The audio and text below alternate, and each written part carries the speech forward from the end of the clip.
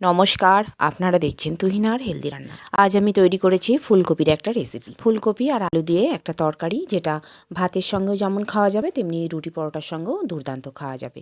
আর এই রান্নাটা আমি একদমই তেল ছাড়া করেছি, তাই কিভাবে এই রান্নাটা আমি করেছি সেটাই আজ আমি দেখাবো।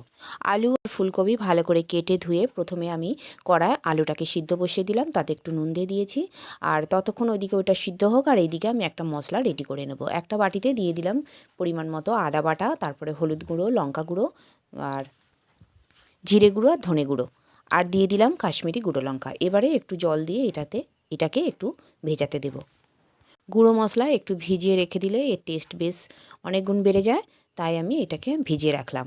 এইদিকে আমার আলুটা সিদ্ধ হয়ে গেছে, চাপাটা খুলে এবার আমি কপিটা দিয়ে দিলাম। কারণ কপি একটু সিদ্ধ তাড়াতাড়ি হয়ে যায়, তাই আলুটার কিছুক্ষণ পর আমি কপিটা দিলাম। এটাকেও কিছুক্ষণ আমি সিদ্ধ করে নেব।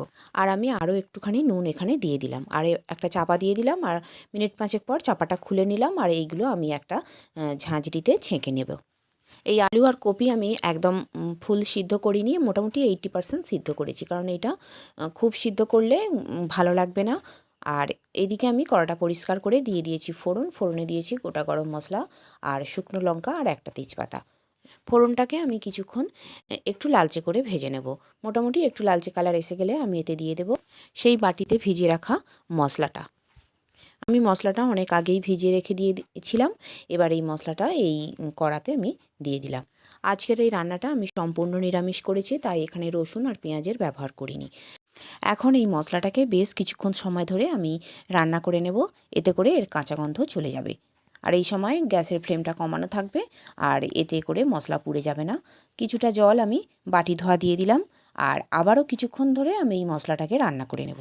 এইভাবে একটু একটু জল দিয়ে দিয়ে মশলাকে কষিয়ে নিলে মশলা কিন্তু খুব সুন্দর কষানো হয়, আর এতে তরকারিও হয় খুব সুন্দর।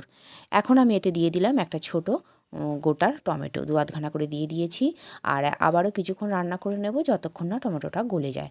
টমেটোটা আমার বেশ এখন গলে গেছে, আর মশলা কষানোও হয়ে গেছে। এবার আমি ওই আলু আর ফুলকপিগুলো এবার দিয়ে দিলাম।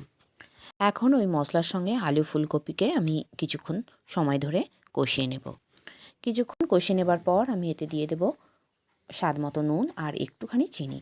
এই নিরামিষ রান্না, তাই একটুখানি চিনি দিলাম, তবে খুব বেশি এতে মিষ্টি হবে না, এর স্বাদের ব্যালেন্সটা একদম ঠিকঠাক হবে। আর আবার একটু নাড়াচাড়া করে আমি এবার এতে দিয়ে দেব জলটা দিয়ে আমি মিনিট 2 মতো এটা ফুটতে দেব।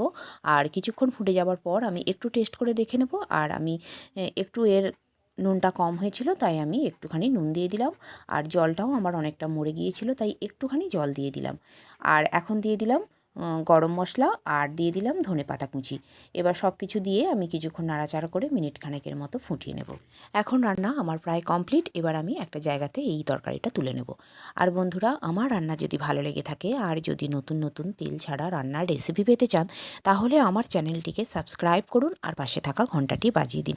আর লাইক, শেয়ার, কমেন্ট করতে কিন্তু একদম ভুলবেন না। তৈরি হয়ে গেল আমার দুর্দান্ত স্বাদের ফুলকপি আলুর তরকারি। আর আমার রান্নাটি দেখার জন্য সকল বন্ধুদের জানাই ধন্যবাদ।